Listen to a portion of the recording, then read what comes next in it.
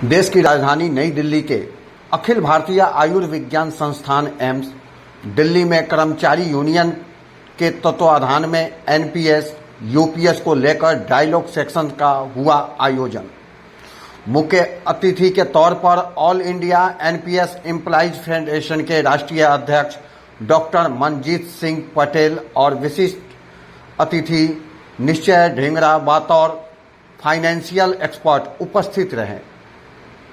कार्यक्रम में मुख्य अतिथि डॉक्टर पटेल ने भी कर्मचारियों को यूनिफाइड पेंशन स्कीम की अच्छाइयों और बुराइयों को बताया, कर्मचारियों के सामने रखा और इस नतीजे पर पहुंचे कि जिन कर्मचारियों की सेवा अवधि 25 वर्ष या उससे अधिक है, उन्हें यूनिफाइड पेंशन स्कीम यूपीएस में कोई विशेष लाभ नहीं होगा।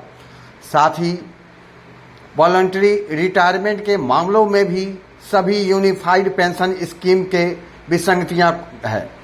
इसलिए रिटायरमेंट से कई साल पहले यूनिफाइड पेंशन स्कीम यूपीएस के चयन का फैसला कभी भी कर्मचारी नहीं लेंगे।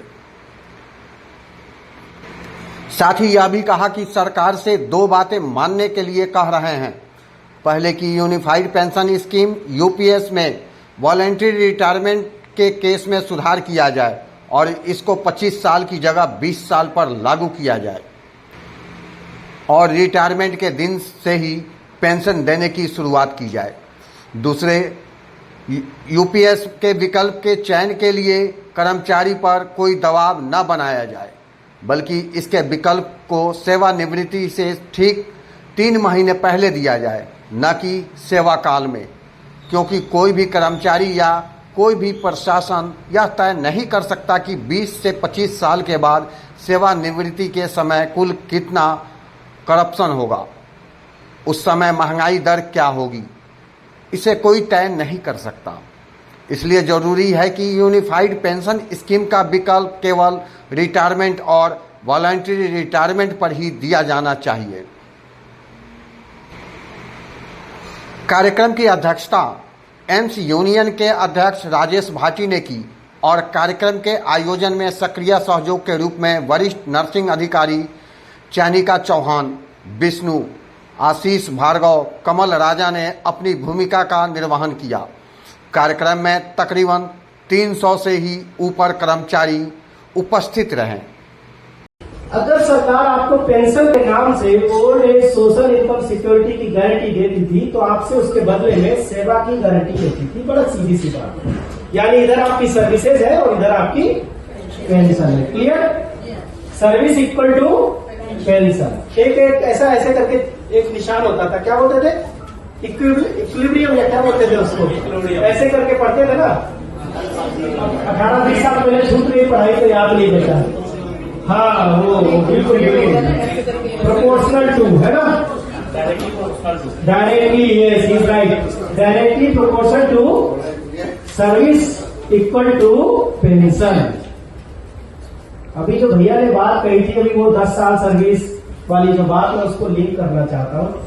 पहली बात तो ऐसा नहीं होता कि आप बस आए नौकरी में और 9 साल की नौकरी की और रिटायर हो गए या नौकरी छोड़ दी और फिर कहने लगे कि सरकार हमको पेंशन देती थी। ऐसा नहीं था। ये बात आप समझिए पहले। कोई भी सेंट्रल गवर्नमेंट एम्प्लॉई, उसको पेंशन केवल 3 ही तरीके से मिल सकती थी, केवल 3 तरीके से। पहला, जब वो रिटायर होता, जिसको सुपर एनुएशन कहते हैं। क्लियर? नौकरी में आना तय है और नौकरी में से जाना है। यानी जिस दिन आप नौकरी में आए उसी दिन आपकी सर्विस बुक पर डेट ऑफ रिटायरमेंट लिखा जाता है। उसे हम कहते हैं सुपर एनुएशन।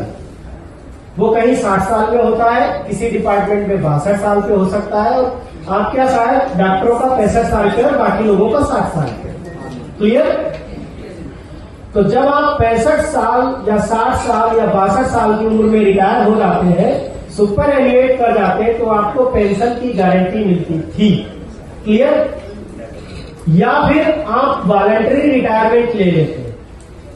वॉलंटरी रिटायरमेंट का मतलब, अगर आपने 20 साल की सेवाएं पूरी कर ली, देन आप वॉलंटरी रिटायर के लिए एलिजिबल हो गए, लेकिन 50 की उम्र से पहले नहीं।